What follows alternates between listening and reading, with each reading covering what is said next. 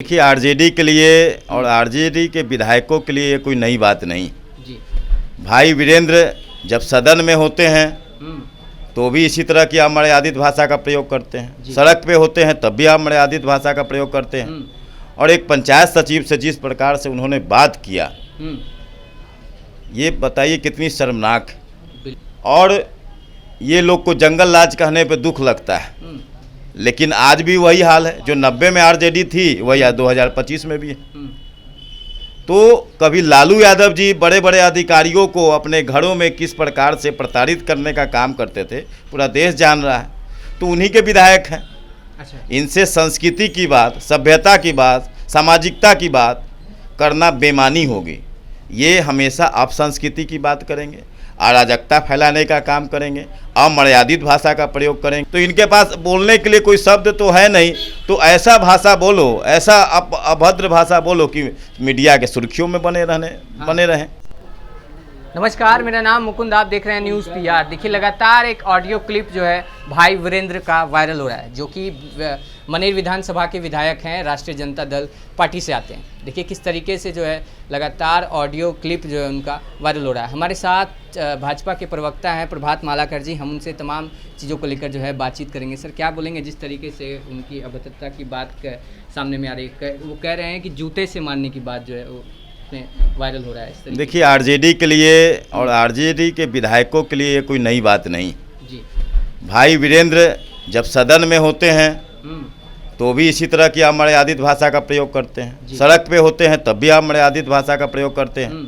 और एक पंचायत सचिव से जिस प्रकार से उन्होंने बात किया, ये बताइए कितनी शर्मनाक है। बिल्कुल। और ये लोग को जंगल राज कहने पे दुख लगता है, लेकिन आज भी वही हाल है जो 90 में आरजेडी थी वही 2025 में भी है। तो कभी लालू यादव जी बड़े बड़े अधिकारियों को अपने घरों में किस प्रकार से प्रताड़ित करने का काम करते थे पूरा देश जान रहा है, तो उन्हीं के विधायक हैं। अच्छा। इनसे संस्कृति की बात, सभ्यता की बात, सामाजिकता की बात करना बेईमानी होगी। ये हमेशा अपसंस्कृति की बात करेंगे, अराजकता फैलाने का काम करेंगे, अमर्यादित भाषा का प्रयोग करेंगे। तो भाई वीरेंद्र के लिए कोई नई बात नहीं, हमेशा चर्चा में हमेशा चर्चा में इसलिए रहते हैं कि अब एक मान लीजिए कि एक गाय अगर रोड पे चल रही होती है, अगर किसी व्यक्ति को राह में चल रहे गाय किसी व्यक्ति को ढाई मारती है तो ये कोई खबर नहीं होगी, लेकिन कोई व्यक्ति जाके गाय को धक्का मार देगा, ढाई मार देगा तो वो खबर हो जाती है। तो इनके पास बोलने के लिए कोई शब्द तो है नहीं, तो ऐसा भाषा बोलो, ऐसा अभद्र भाषा बोलो कि मीडिया के सुर्खियों में बने रहें। तो ये मीडिया में सुर्खियों में बने रहने के लिए सदन में भी अमर्यादित भाषा का प्रयोग करते हैं, जिसको लाखों लोग देखता है। आप देखिए कि 5 दिन सदन चला, छोटा सदन था, इस सत्र का अंतिम सदन था। लाखों करोड़ रुपया बिहार की जनता का उसमें लगा होता है, और इन लोग क्या किए, काला कपड़ा पहन के काला कारनामों को छुपाने के चले आए। अरे आपको SIR पे अगर भरोसा नहीं था तो आप तो सर्वोच्च न्यायालय गए थे ना, तो सर्वोच्च न्यायालय के फैसले का इंतजार करना चाहिए था। सुनवाई के एक दिन पहले पूरे बिहार में अराजकता का माहौल कर दिया, तोड़ फोड़ किया, युवतियों को फबतिया कसा। तो आरजेडी का मतलब ही है अराजकता, आरजेडी का मतलब ही है अमर्यादित, आरजेडी का मतलब ही है अपसंस्कृति।